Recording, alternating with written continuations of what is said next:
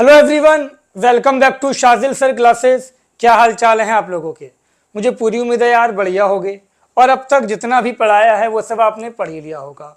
बेटा आज हम एक नया चैप्टर स्टार्ट करने वाले हैं, 10th का बहुत इंपॉर्टेंट चैप्टर जिसका नाम है metal and non metal. Boards में भी बहुत इंपॉर्टेंट है ये, एनटीएससी वगैरह में अच्छा खासे क्वेश्चन आ जाते हैं और 11th एंट्रेंस चाहे वो एएमयू का हो, जामिया का हो या बीएचयू का हो, सब में इसके क्वेश्चन पूछे जाते हैं। तो ध्यान से आप सुने इस चैप्टर को। अगर ध्यान से बात सुनोगे तो सब बात समझ में आ जाएगी, नहीं सुनोगे तो कुछ समझ में नहीं आएगा। तो सबसे पहली बात ये होती है, किसने कहा कि ये मेटल है ये नॉन मेटल है? जल्दी बताओ बेटा, किसने कहा? तो जी हाँ, बिल्कुल सही, लेवोसियर। लेवोसियर ने क्लासिफाई करा एलिमेंट को metal, non metal and metalloid. तो बहुत इंपॉर्टेंट क्वेश्चन बन गया, who classify element as metal, non metal and metalloid. तो क्या कहा मैंने, किसने क्लासिफाई किया बेटा? लेवोसियर ने। Lavoisier classified elements as metal, non metal and metalloid. कैसे? प्रॉपर्टी की बेसिस पर। प्रॉपर्टी क्या होती है अभी जानेंगे हम। तो देखो बेटा, टोटल कितने एलिमेंट हैं अब तक?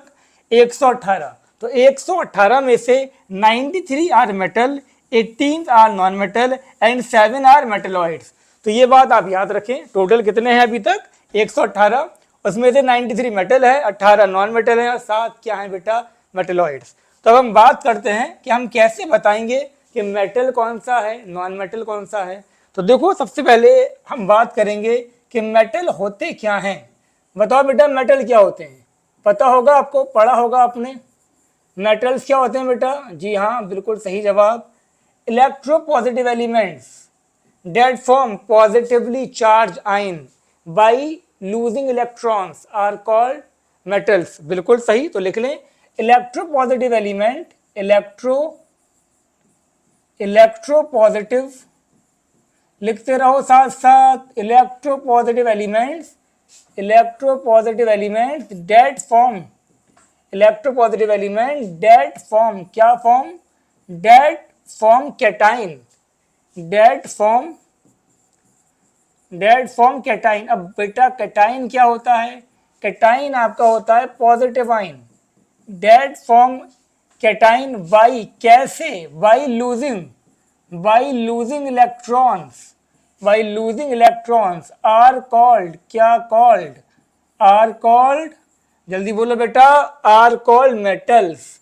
क्लियर हो गई यहाँ तक बात? कोई दिक्कत नहीं होनी चाहिए। वो सारे एलिमेंट जो इलेक्ट्रोपॉजिटिव हों, इलेक्ट्रॉन को लूज करके क्या करें? कैटाइन बनाएं, वो सब क्या होंगे? आपके मेटल। फॉर एग्जाम्पल सोडियम है। सोडियम क्या करता है बेटा? सोडियम इलेक्ट्रॉन को निकालता है और उस पर क्या आ जाता है? Positive charge. और जिस किसी पे भी पॉजिटिव चार्ज आएगा वो क्या होगा? कैटाइन। तो इसका मतलब ये क्या हो गया बेटा? पहली बात, ये इलेक्ट्रोपॉजिटिव क्यों? क्योंकि इस पे पॉजिटिव चार्ज आया। और दूसरी बात क्या हो गई? जी हाँ, यही क्या हो गया आपका? मेटल। तो बात समझ में आ गई आपके? वो सारे एलिमेंट जो कैटाइन बनाए बाय लूजिंग इलेक्ट्रॉन, वो इलेक्ट्रोपॉजिटिव भी होंगे, उससे हम क्या बोलेंगे? मेटल। अब बात यह आती है कि सर हमें कैसे पता चलेगा कि ये कैटाइन बनाएगा नहीं बनाएगा? तो हम बताते हैं तुम्हें। तो सुनो ध्यान से, इन जर्नल, क्या लिखा बेटा मैंने? इन जर्नल एलिमेंट्स, इन जर्नल एलिमेंट्स हैविंग, क्या हैविंग? जल्दी बोलो बेटा, इन जर्नल एलिमेंट हैविंग 1, 2 और 3 valence electron, 3 valence electrons are metals, are metals. They form क्या फॉर्म? They form cation. बेटा बात समझ में आ गई? जिस किसी में भी 1, 2 या 3 वैलेंस इलेक्ट्रॉन होंगे वो सब क्या होंगे? आपके मेटल्स होंगे। ठीक है, एक्सेप्शन क्या था बेटा? एक्सेप्शन तो केमिस्ट्री में ना हो, ऐसा हो ही नहीं सकता। एक्सेप्ट हाइड्रोजन, एक्सेप्ट क्या था बेटा? हाइड्रोजन। हाइड्रोजन में एक ही इलेक्ट्रॉन होता है और वही उसका वैलेंस इलेक्ट्रॉन है, बट फिर भी हाइड्रोजन क्या है बेटा? हाइड्रोजन है आपका नॉन मेटल। तो ये कहानी समझ में आ गई होगी कि मेटल क्या होते हैं। सेम हम बात करते हैं अब नॉन मेटल्स। नॉन मेटल्स क्या होते हैं बेटा? लिख लो यहाँ पर नॉन मेटल्स। तो ये सेम डेफिनेशन है, फटाफट लिखना स्टार्ट कर दो। तो हम बात करते हैं अब non metals. Non metals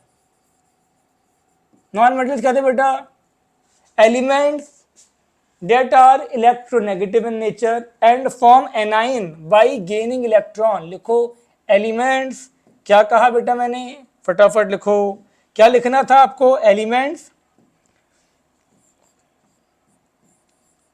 elements that are electronegative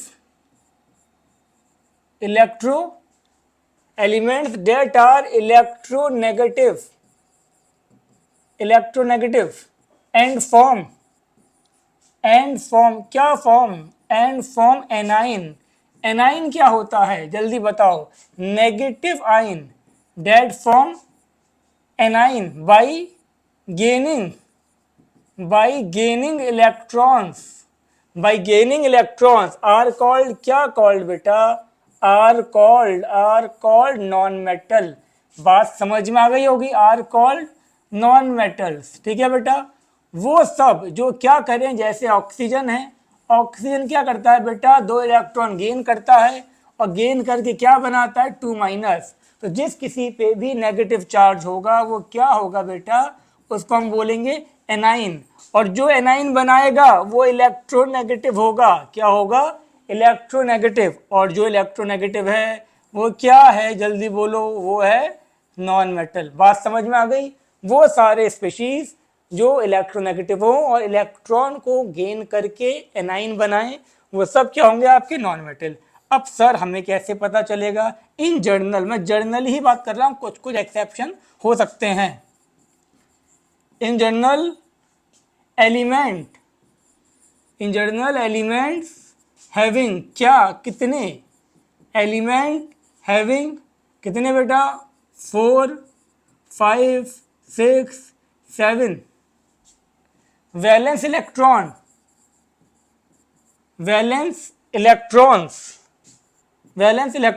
are non metal. याद रहेगी बात? कितने होने चाहिए? किसी बुक में 4 नहीं लिखा होगा, बट याद रखना 4 वाला भी नॉन मेटल ही है। बात समझ में आ गया आपके यहाँ तक? जिसमें 4 5 6 7 वैलेंस इलेक्ट्रॉन होंगे वो सब क्या होंगे? मोस्टली, कुछ छोड़ के वो सब क्या होंगे आपके? वो सब आपके होंगे नॉन मेटल। क्लियर है? आप इसी में से कुछ नॉन मेटल्स में से कुछ ऐसे होते हैं जो मेटल की प्रॉपर्टी भी शो करते हैं और नॉन मेटल की, तो वो आपके हो जाते हैं मेटलॉइड। वो होती क्या है हम बाद में डिस्कस करेंगे। तो यहाँ तक बात समझ में सबके आ गई होगी। अब हम बात करते हैं कुछ प्रॉपर्टीज, इंपॉर्टेंट प्रॉपर्टीज जो हमें देखनी है। तो सबसे पहली प्रॉपर्टीज, सम इंपॉर्टेंट प्रॉपर्टीज जो हमें देखनी है, पहली क्या है? मैलिएबिलिटी। बेटा तुमने सुना होगा कि मैलिएबिलिटी क्या होती है, अब तुम्हें हम दोबारा बता देते हैं। किसी भी मेटल की वो प्रॉपर्टी जिसको आप पीट पीट के शीट में, पतली सी शीट में कन्वर्ट कर दें, उसको हम क्या बोलेंगे? Malleability. The property of metal by which they can be beaten into a thin sheet is called malleability. बात समझ में आ गई? ये हो गई मैलिएबिलिटी, पूछना नहीं है दोबारा। नेक्स्ट हम बात करेंगे डक्टिलिटी। नाम तो सुना ही होगा तुमने, है ना बेटा? पता भी होगा क्या होता है। किसी भी एलिमेंट की वो प्रॉपर्टी जिसको तुम खींचो उसको और वो वायर में कन्वर्ट हो जाए। बात समझ में आ गई बेटा? देख लो, ductility is a property of metal. ये प्रॉपर्टी ऑफ मेटल ही होती है associated with the ability to be stretch into a wire. खींच के उसको क्या कर दो? वायर में कन्वर्ट कर दो। उसको हम क्या बोलेंगे? डक्टिलिटी। उसको हम क्या बोलेंगे? डक्टिलिटी। अब सुनो ध्यान से, ये हैमर है, हथौड़ा है, ये कोई मेटल है तुम्हारे पास, तुमने इसको हैमर से पीटा इसको और शीट में कन्वर्ट कर दिया, तो ये किसकी एग्जांपल हो गई? आपकी मैलिएबिलिटी की। अब तुम यहाँ ध्यान तो देखो, ये कोई आपका मेटल था, तुमने इसको फोर्स लगाया, इसको खींचा और इसको वायर में कन्वर्ट कर दिया। देखा बेटा? वायर में कन्वर्ट कर दिया, इसको खींच के तुमने इसको वायर में कन्वर्ट कर दिया। ये प्रॉपर्टी क्या हो गई आपकी? ये प्रॉपर्टी आपकी हो गई डक्टिलिटी। क्लियर है यहाँ तक बात? भूलना कुछ भी नहीं है। ठीक है, नेक्स्ट देखो आप। नेक्स्ट हम बात करते हैं लस्ट्रस। नाम तो सुना ही होगा। लस्ट्रस क्या होता है? वो चीज जो चमके, किसी भी मेटल की प्रॉपर्टी जिसकी वजह से वो ब्रिलियंट हो, रेडियंट हो, वो क्या हो? वो सब कुछ हो। क्या हो? सब कुछ हो। जो ल्यूमिनस भी हो, शाइनी भी हो, इन सबको हम क्या बोलेंगे? इसको हम बोलेंगे लस्ट्रस, तो वो प्रॉपर्टी जिसकी वजह से कोई भी एलिमेंट, कोई भी सब्सटेंस शाइन करे, चमके, रेडिएंट हो, उसको हम क्या बोलेंगे? लुमिनस। अब देखो ध्यान से, जैसे कॉपर आप देखिए लुमिनस है, चमक रहा है, फिर आयरन भी चमक रहा है आपका, गोल्ड भी शाइन कर रहा है, सबसे ज्यादा करता है, सिल्वर भी शाइन कर रहा है। इन मोहतरमा के बाल देखें आप, कितने शानदार बाल हैं इनके, इनके बाल भी शाइन कर रहे हैं, तो इसका मतलब क्या हो गया? इनके बाल भी लस्ट्रस हैं। बात समझ में आ गई? क्या आपके बाल लस्ट्रस हैं? कमेंट में बता दें। ठीक है, अब देखो यहाँ पर डायमंड, वाह भाई वाह, ये क्या है? डायमंड, जो कि बहुत कीमती होता है, समझ गए आप? तो ये आपका डायमंड, ये भी चमक रहा है, तो ये भी क्या है? आपका लस्ट्रस। बात समझ में आ गई होगी। हर चमकती चीज को सोना नहीं बोलते, लेकिन हर चमकती चीज को लस्ट्रस बोल देते हैं। क्लियर हो गया तक बात? अब आ गई सोनोरिटी। सोनोरिटी क्या होता है बेटा? जिसको तुम पीटो और उसमें से आवाज आए। ये ऐसा नहीं है कि तुम्हारी मम्मी तुम्हें पीट रही हैं और तुम रो रहे हो, वो सोनोरस हो गया, कह सकते हो, बट नहीं। अब देखो ध्यान से, यहाँ पर तुमने क्या करा? मेटल है, मेटल को तुमने हैमर से पीटा, ये आवाज करेगा, तो ये क्या हो गया? आपका सोनोरस। सुन लो ध्यान से, this means that metal make a ring sound when we strike them. ठीक है, अब सुन लो ध्यान से, the property by virtue of which metal make a ring sound. Clear हो गया तक बात? ऐसे आप ये देखें, मंदिर का घंटा हो या कुछ भी हो, उसको आपने बजाया, आवाज आ गई, तो ये जो प्रॉपर्टी होती है जिसकी वजह से आवाज आए, रिंग करे, वो उसको हम क्या बोलेंगे? उसको हम बोलेंगे सोनोरस या सोनोरिटी। क्लियर हो गई बेटा तक बात? कहानी को आगे बढ़ाते हैं। अब हम बात करते हैं कि ब्रिटल क्या होता है, ये ब्रिटलनेस क्या होता है। तुम्हें देखते ही अंदाजा हो गया होगा, इसको मत देखो, पहले उसको देख लो। वो चीज जो टूट जाए उसको हम क्या बोलेंगे? ब्रिटल। बात समझ में आ गई बेटा? वो चीज जो टूट जाए उसको हम क्या बोलेंगे? ब्रिटल। ये तुम्हारे पास कोई मिठाई थी, तुमने तोड़ दिया इसको, और ये तुम्हारा दिल था जो किसी और ने तोड़ दिया, तो दिल भी तुम्हारा ब्रिटल है। बात समझ में आ गई बेटा? जो चीज टूट जाए, हल्की सी फोर्स करो, हल्का सा हिट करो, हल्का सा हर्ट करो और टूट जाए, तो वो क्या होगा? आपका ब्रिटल। बात समझ में आ गई? हार्ड बट इजीली ब्रोकन, तो दिल को इतना मजबूत बनाओ कि वो टूटे ना। समझ में आ गई तक बात बेटा? क्लियर है सबके? ब्रिटल भी समझ में आ ही गया होगा। नेक्स्ट हम बात करते हैं टेंसाइल स्ट्रेंथ। टेंसाइल स्ट्रेंथ क्या होता है बेटा? तुम फोर्स लगाओ और वो ब्रेक ना हो, उसके अंदर इतनी कैपेसिटी हो, इतनी ताकत हो कि वो तुम्हारी फोर्स को, जो तुम फोर्स लगा रहे हो, वो फोर्स होती है टेंशन, उस टेंशन को वो बेयर कर सके।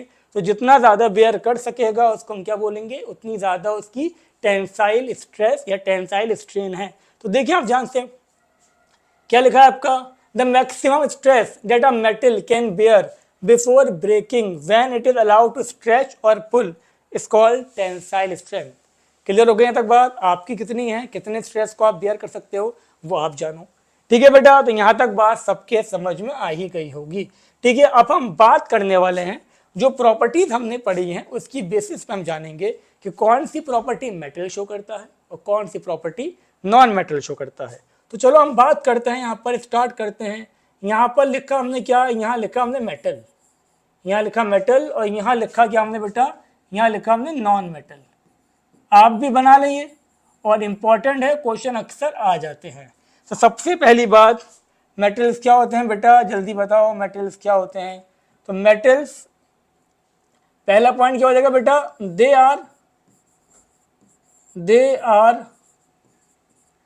आर जल्दी बोलो, they are solid, they are solid at room temperature, they are solid at room temperature, ये रूम टेम्परेचर पे सॉलिड होते हैं। बट एक्सेप्ट किसकी? जल्दी बोल दो ना, एक्सेप्ट मरकरी।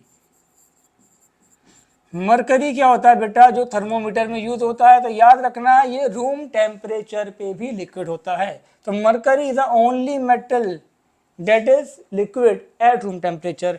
लेकिन कुछ मेटल जैसे कि गैलियम की हम बात करें, जैसे कि हम सीजियम की बात करें, गैलियम और सीजियम रूम टेम्परेचर मतलब 25 डिग्री पर तो सॉलिड हैं, पर तुमने हाथ में पकड़ लिया, दबा लिया उसको, तो वो मेल्ट होना स्टार्ट हो जाएंगे। 32 से 35 तक ये मेल्ट हो जाएंगे। तो बात समझ में आ रही? Just above room temperature, just above room temperature ये दोनों भी लिक्विड में कन्वर्ट हो जाते हैं। क्लियर हो गया तक बात? अच्छी बात है। हम बात करते हैं अब नॉन मेटल का, तो बहुत अच्छे से जानते हो, दे आर, जल्दी बोलो यार, दे आर सॉलिड, दे में भी कर देते हैं, आर ही कर देते हैं, चलो। They are solid, liquid and gas. ये सॉलिड भी होते हैं, लिक्विड भी होते हैं, गैस भी होते हैं। सॉलिड कितने होते हैं बेटा? 5 सॉलिड होते हैं, याद रखना। 5 नॉन मेटल सॉलिड हैं, कार्बन हो गया, फॉस्फोरस हो गया, सल्फर हो गया, सिलिकॉन हो गया, और बाकी सब गैस हैं। ओनली वन, एक ही ऐसा नॉन मेटल है जो लिक्विड है रूम टेम्परेचर पे, कौन सा? ब्रोमीन। तो याद रखना, bromine is the only non-metal which is liquid in state at room temperature. Bromine is the only liquid non-metal, लिख दे रहा हूं मैं यहाँ पर, bromine is a only liquid non-metal at room temperature, याद रहेगी या भूल जाओगे? इंपॉर्टेंट है। तो mercury is the only metal at room only metal that exist in liquid state eight room temperature, और नॉन मेटल कौन सा होगा आपका? ब्रोमीन। चलो अच्छी बात है। नेक्स्ट हम बात करते हैं, सेकंड पॉइंट आता है आपका, they are hard, they are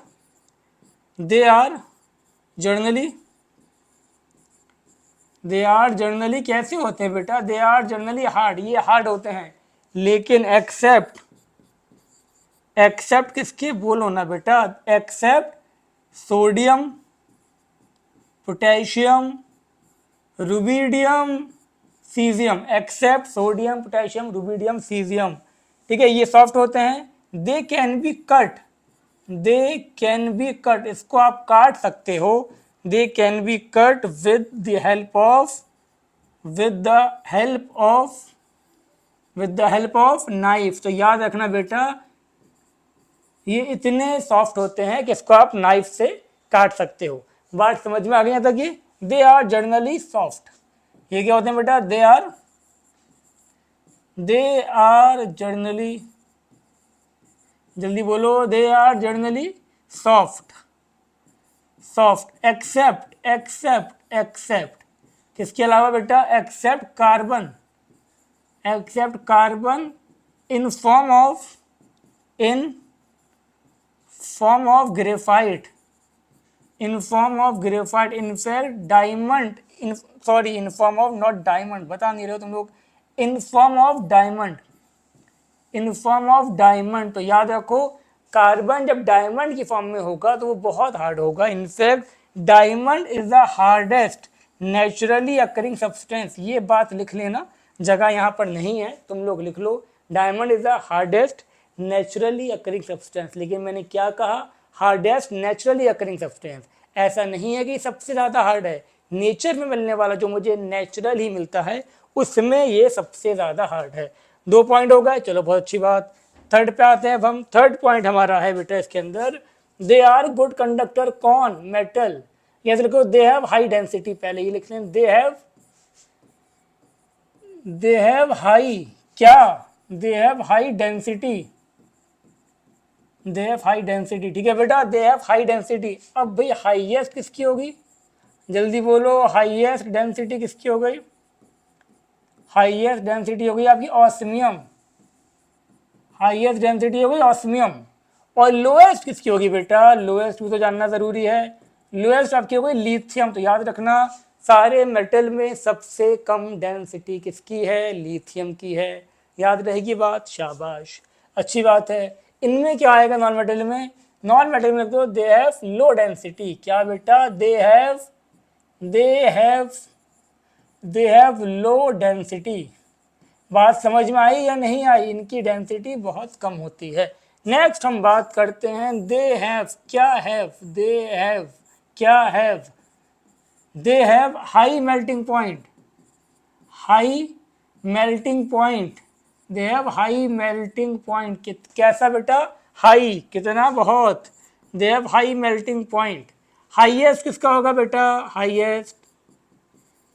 highest बोलो ना, हाईएस्ट होगा आपका टंगस्टन का। हाईएस्ट किसका है? टंगस्टन का सिंबल क्या है? W, ठीक है। अब लोएस्ट भी बता दो मुझे किसका होता है, जल्दी बोलो। लोएस्ट होता है आपका मरकरी। क्यों? क्योंकि वो तो रूम टेम्परेचर पे ही पिघल गया, समझे? वो इतना सख्त नहीं है, वो पिघल गया। वो किस पे? रूम टेम्परेचर पर ही। तो बात समझ में आ गई। लोएस्ट मेल्टिंग पॉइंट किसका है? मरकरी का।